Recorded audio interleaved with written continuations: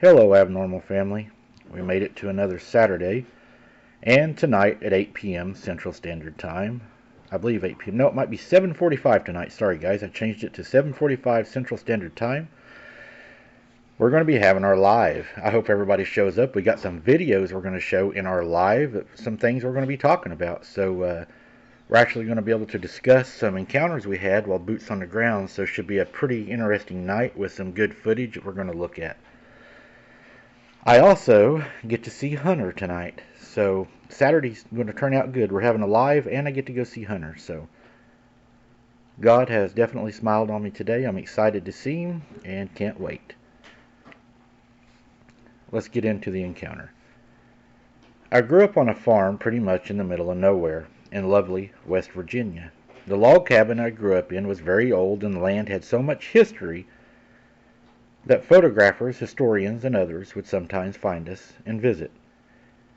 We had about 245 acres of land in the Appalachian Mountains. My parents had only one rule, that I was not to go to the deepest part of the forest, so I did not even my older brothers would venture that way, not even while hunting.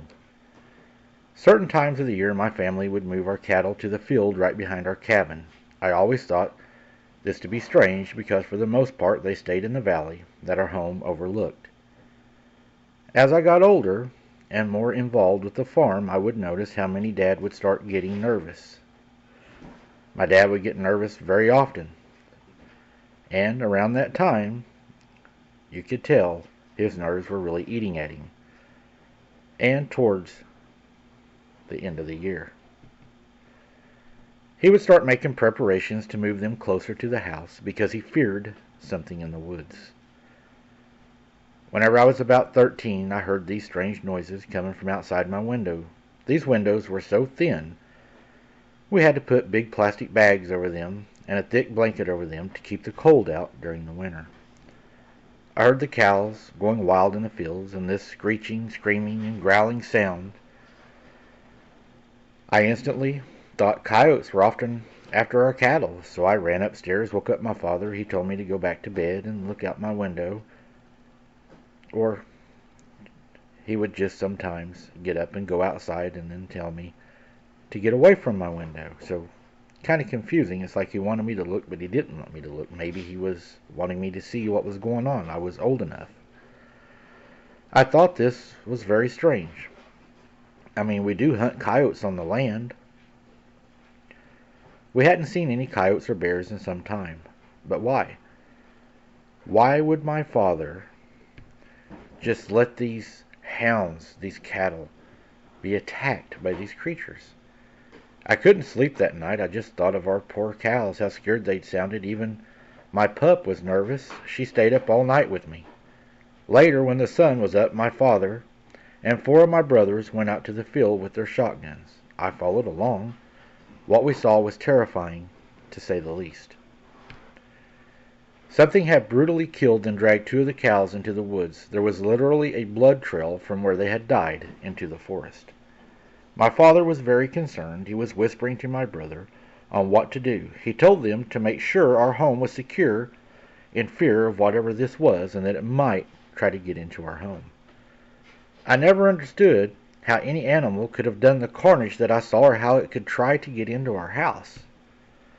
Every year around the same time, some of our cattle would be killed by something. I never dared to look out my window, even though I was given the option at night to see what it was. Sometimes, I swear, I could hear something almost whispering in the fields to each other, or maybe even to me as I sit by the window listening to them. I once thought I heard one of them say to my name. Sometimes I swear it was so clear. It just sounded like somebody outside your window whispering your name. It makes you wonder, were they trying to get me to come outside? Did they know my name? Were they talking about me? What were they doing? We moved away from the farm when I was in my late teens, and from this day forward the house still sits abandoned. People have moved in and out over the years, but no one has even stayed. It's a very nice house in a good location, but no one seems to want to stay there. You know, I can remember when I was younger, being at my granny's, we had to put plastic over the windows, and of course she would put quilts over the windows so that our shadows couldn't be seen outside, and the plastic was to keep us warm. And they would come up to our windows and peck on the windows and scratch on the house. You could hear the breathing, the grunting, the slapping on the house, and we were so barricaded in that there was no way it could see us. I mean, we would even go outside at night whenever, we would check the house to see if we could see light, just to make sure that it couldn't see us. Our house from the outside was dark. You couldn't tell if our lights were on and off, and that was the idea. I think that's a good idea to do that so they don't know where you're at, but I still believe they know what room you're in because they still was able to figure out what room we was in.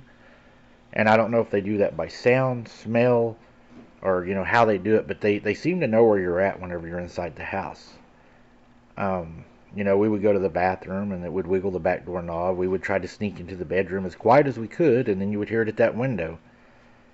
Sometimes it would stand outside and yell my granny's name. Sometimes it would make what sounded like her bell ringing, and sometimes you would just hear whistling.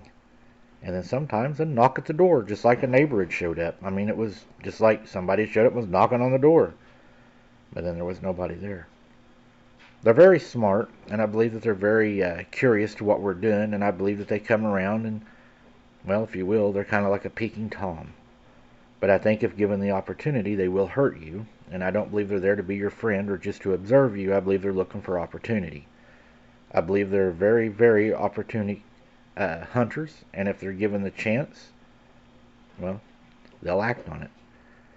I want to thank you guys for listening to this. I hope you're having a great Saturday with your family. I look forward to seeing you all on the live tonight. Remember, 7:45 p.m. Central Standard Time.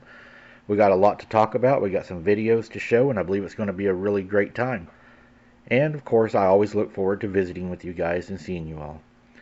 Until next time, guys, keep your head on a swivel. Don't be something's dinner because, well, I want to see you on the live tonight. Thanks, guys.